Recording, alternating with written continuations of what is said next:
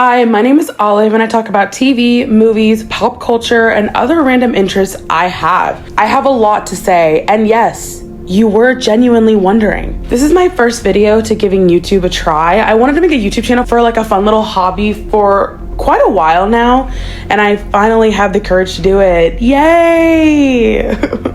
I thought since the new movie Scream 7 starring Neve Campbell, Courtney Cox, and Isabel May is set to come out later this month, I figured I should talk about the first 6 movies as a franchise.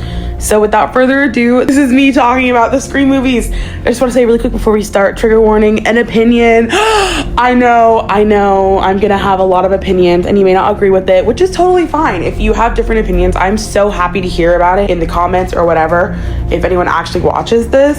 So seriously, if you have your own opinions or you have some professional critiques or constructive criticism to give to my videos, please let me know. Just don't be like, oh, I want you to die. But you could say like, if something you believe like I could be better at, that'd be great. So we're like a minute into this video and I haven't even gotten to the actual script yet. So all right, let's get on with this. Scream is one of those franchises I'm so freaking mixed about when it comes to horror, acting, its welcome in the industry, and its influence on pop culture. If you've actually stayed this far, you may be thinking, will she watch Scream 7? I am currently debating. I believe that Spyglass Entertainment aren't the best producers, and I'm very upset that Melissa Barrera was fired over saying that Palestine should be free, which is insane.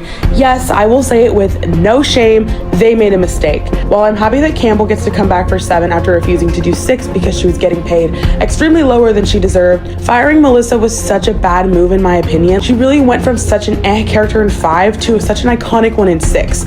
Although for me personally, I loved her in both movies. But with that out of the way, I guess we can go back to the original and start from the beginning. December 20th, 1996, the release of the original Scream had come out. Wes Craven did a fantastic job with this movie. It's my personal favorite amongst the entire franchise, and it's one that I'm the most passionate about.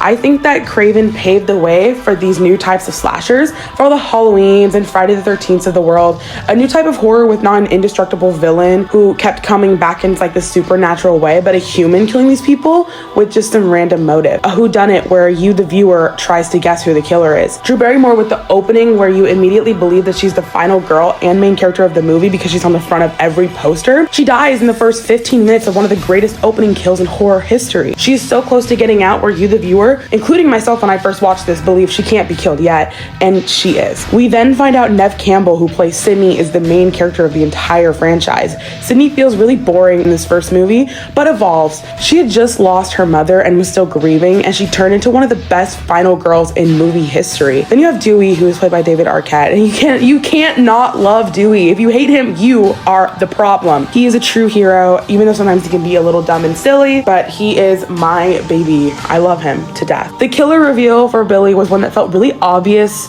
to first-time viewers, but the reveal that it was 2 killers the whole time and Stu was a killer. Stu's reveal when I watched the movie made my jaw drop. I feel like everyone just had this way of watching the movie with only 1 killer, but then now that we find out there's 2, it just adds a whole nother level of like excitement and what just happened. So I really liked that they revealed that there was 2 killers. It just felt really obvious that one of the 2 of them was the killer, but I'd never predicted it would be both. Overall, this movie was fantastic and has really aged like fine wine. It's such a rewatchable movie that I go back to all the time when I just need something like, even like just a little pick-me-up. It's one of my comfort movies, which is really weird of me to say that a horror movie where people die is my comfort movie, but to each their own, I guess. A lot of friends that I have that like horror always get their start watching Scream. It's the perfect mix of scary, mystery, and comedy.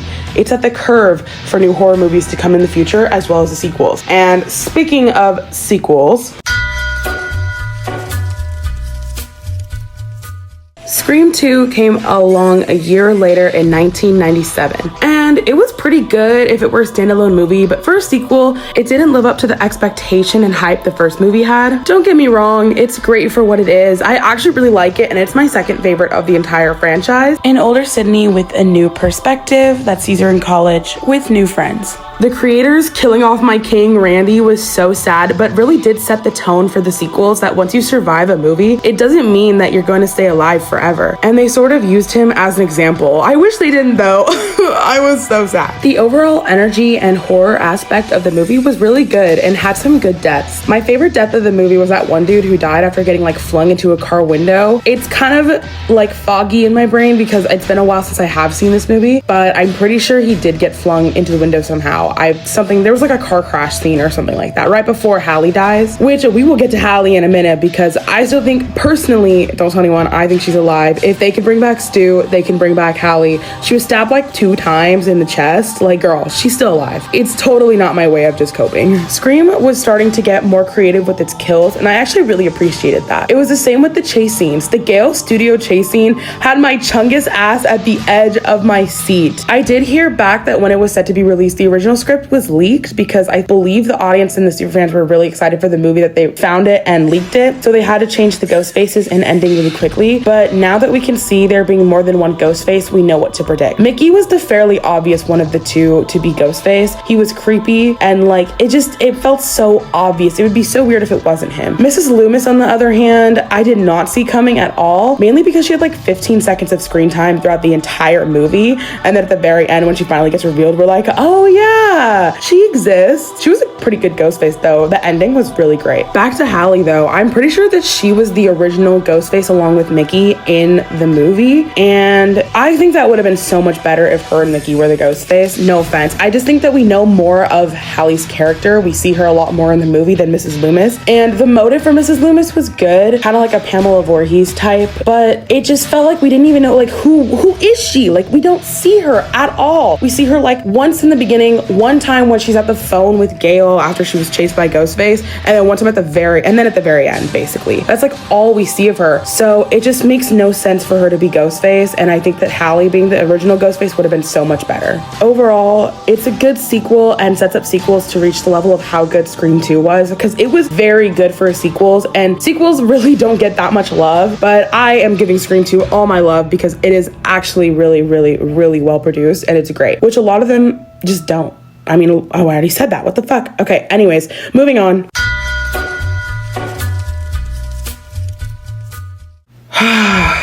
Okay.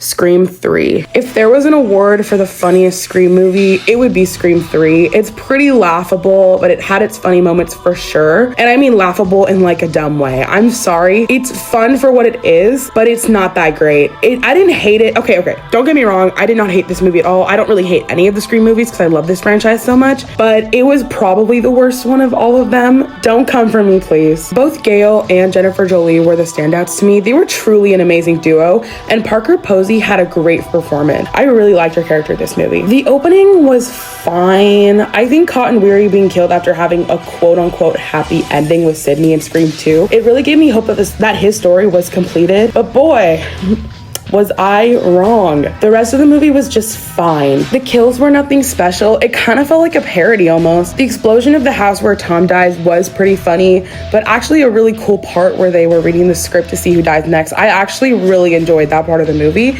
and thought it was a good use of suspense. Roman Bridger, played by Scott Foley, being revealed to be the killer was fine in itself, but they really took the Debbie Loomis route again and didn't show very much of him in this movie. He was maybe in like 10 minutes of the entire movie, counting the ending where he was revealed to be the killer. And he's not a bad killer by any means. He's actually one of the smartest in my personal opinion. He was actually very creative as a movie director. His kill of Sarah, played by Jenny McCarthy, was very well executed by the producers. It was suspenseful, but Roman's motive felt so random and out of nowhere. It feels like the producer needed some motive as to why Roman wants to kill Sydney when they've never even met. So they just rushed this whole like half-brother thing. It just felt very off to me.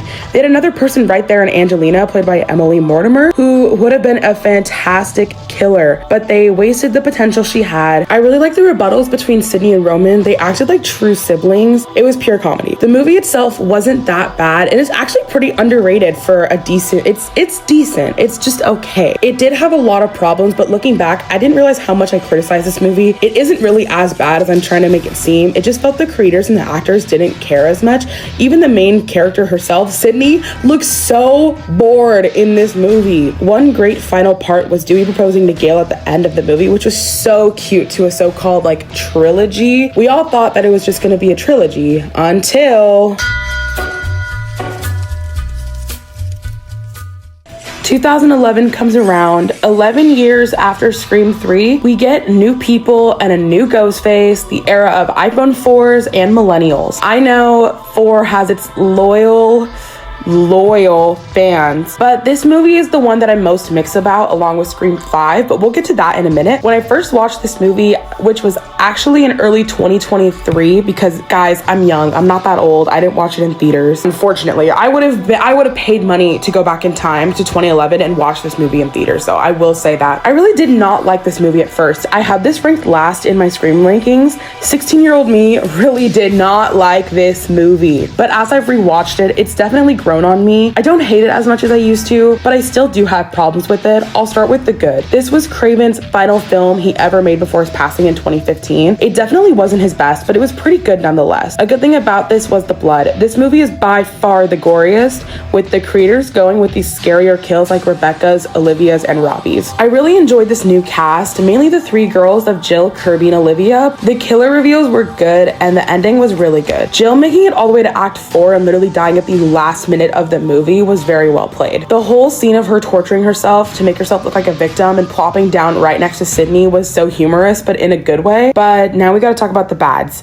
First, the opening. The opening was pretty bad. The worst opening to any of the Scream movies. Now, before you come at me, yes, it was new and original, so I will give it that. It was pretty cool to see a movie within a movie, and it was a good idea, but the execution just didn't work the way they wanted. But another good thing I'll say about it is the second scene with Kristen Bell and Anna Paquin was pretty good. It came out of nowhere, which was fun, but other than that, it was just eh. Next thing. The next thing is that this movie has this really random filter that is just really weird. Like, it was so 2011, but the lighting in this movie through the filters the producer used was so bad. But that's just me. I really would love to see it without the filter to see if it's any better or worse. It just looks so I don't think the general viewers really cared about that type of stuff, but I do.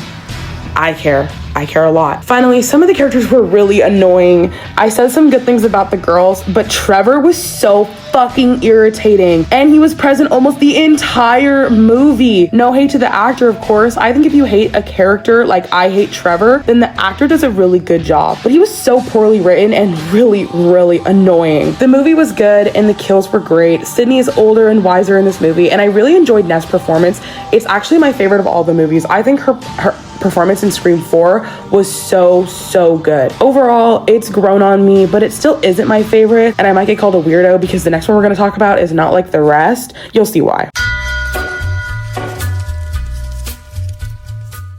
Scream 5. This is a very unpopular opinion, but I love Scream 5. I'm a little biased because it was the first Scream movie I watched in the theaters with my friend at the time when it came out in 2022. So I really have a personal connection to it, but in my opinion, it's great. This was the first Scream movie to be made without Craven due to his passing, and I think a lot of us felt like this movie would be a cash grab, yawn fest of a horror movie without him, and I agreed with them until I actually saw it. Tara, played by Jenna Ortega, being the opening kill, but then turning out to be the only person to survive an opening kill to being final girl felt unexpected in such a good way. And that's what I love as a Scream fan. I love the need for new material. It doesn't all have to be new. Some of it can be recycled and a lot of it is recycled. But the opening was very similar to the original Scream, but with a refreshing aftermath. The movie introduces the first opening victim to, quote, survive the kill, not even making an opening kill, but an opening attack. The movie also introduces a badass main character final girl, Sam Carpenter, played by Melissa Barrera. The thing I really like about this movie is that there's more variety with the characters. I feel like in this one, everyone has their own personality and isn't just labeled as victim 1, 2, 3 like I felt with a lot of the other Scream movies. The new characters in each movie that aren't mains don't have much plot, and it feels like they are just there to add to the kill count. And one could argue that the same is being done with Scream 5, but I may just be biased since it has a special place in my little heart. Unfortunately, I can't rank this higher than number 3 on my list though, and for a while I had it as my number 4 spot with Screams 3 and 4 at the bottom 2. My list has definitely changed over the years and I've debated, but at the end of this video coming up soon, I will quickly go over my rankings. Anyways, let's continue. That's to say that Scream 5 doesn't have its own problems. One thing I really didn't like about this was that Dewey was killed. It felt so unnecessary for him to be killed off, and I don't care. I am too attached to this character, and watching it in theaters was absolutely devastating. Scream 5 was his second best movie, not counting Scream 2, and I miss him. Another thing is that they brought back Skeet Ulrich, who's supposed to be Sam's secret with dad, which was weird because they tried to make him look 18 again and he's like 50, and they used some really weird CGI to do it, and I really did not like that. I thought the plot, I feel like they just used it to bring Billy back because he was a fan favorite, and they tried to bring him back, and it just felt so poor in execution, and I didn't like it that much. Like, I love Billy, but once he died after being the original Ghostface killer, it just felt so unnecessary for him to come back. Overall, this movie, at least in my opinion, is a lot better than people say it is, because a lot of people have this movie at the bottom of their list, but I really love it, and it definitely is a great movie. It does have its own flaws for sure, just like every other Scream movie, but I think the vitality of it is just, it's amazing. I love it.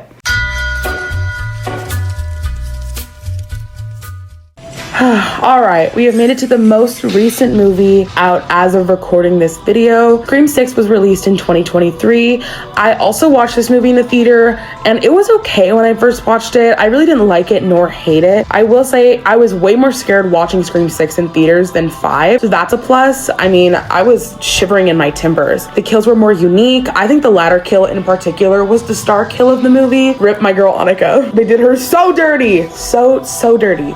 Anyways, moving on. And the opening to this movie was actually really good in my opinion. The guy Jason unmasking himself after killing my girl Samara Weaving and then being killed himself right after was actually a cool way to bring in a new concept for the movies. For me though, after a rewatch, this movie became a bottom 2 movie for me. I think the ghost faces were the main problem. I really didn't care for Wayne, Ethan, or Quinn as characters, and their ghost faces were really obvious to me. Mostly Wayne and Ethan. Quinn being dead and then actually being alive the whole time was one that I didn't really see coming, mainly because, you know, she died. I mean, people fake their deaths all the time, but I guess she just wasn't that important to the story that I never really thought that maybe she was faking her death. It just felt like she died to me. Them being Richie's family as a motive was so lazy to me. I already don't like Richie as a character in 5. In fact, Richie is my least favorite character in the entire franchise. So to have 3 Richie family members being Ghostface was very irritating on a personal level. I fear it just did absolutely nothing to the story. The lack of Sydney being here really brings this movie down for me. Sam does become a true icon in this movie, and I feel like she always was, but a lot of people online at the time, mainly like on TikTok in 2022, did not like Sam's character. But then they all just immediately switched up a year later when Scream 6 came out. But that was the only good this movie brought in terms of characters. I am so happy they brought back Kirby for this movie, but I do feel like she wasn't a need for this movie in particular though. Her having a cameo that she's alive is great. She didn't really fit in with the crowd of college kids here. Sam and Gail being the only ones who even know of Kirby's existence to begin with.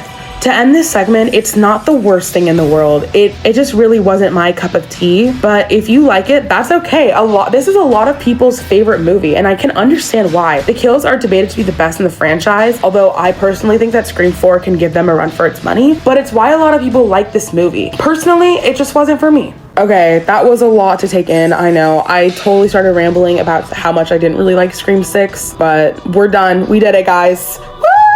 We did it! Scream 7 comes out soon, and I really don't know if I want to watch it and give Spyglass my money based on everything that's happened. Although, no matter what I do, no one will really care, and the world's just gonna keep spinning. But there is an upside to it. The actress in Scream 7 that I am most excited to see if I do end up watching this movie, other than the two of Nev and Courtney, is Anna Camp. I am a huge Pitch Perfect stan, which is a whole other set of movies for another video, but Anna Camp is someone who I believe has a lot of variety to add. She can play a crazy psycho really well. I haven't seen the movie, but I did watch clips of the movie The Lovebirds, where she's really great in that movie at playing like a villain. So I know she's gonna be my favorite out there, which is really why I want to watch this movie, and I really want to watch it because of her, but I don't know if I'm gonna end up watching it or not, so I'll let you guys know. Okay, since I forgot, I'm gonna like quickly go over my list because this is me in my editing form and I low-key forgot, and I was gonna put it in a text over it, but I feel like that's boring, so I'm just gonna say it. Okay, my list goes Scream 3, then Scream 6, Scream 5, Scream 4, Scream 2, and Scream 1 is very obviously my fave. And that's it for my first video. This was very, very frustrating to record because it kept messing up when I was reading. Obviously, you would not know that because I edited it very well. Actually, I didn't edit it that well, but I edited it well enough to where you know that I did a decent job, hopefully. Thank you guys so much for watching. I'm not really sure what to do next, but I'm like, oh my god, guys, like and subscribe. But, you know, like and subscribe if you really enjoy my content. I'm so excited. If anyone actually sees this, I really want to hear you guys' opinions so bad on these movies, and I like hearing from different perspectives. So thank you guys so much for watching. I hope you guys have an amazing day. Okay, I'm ending this. Okay, bye.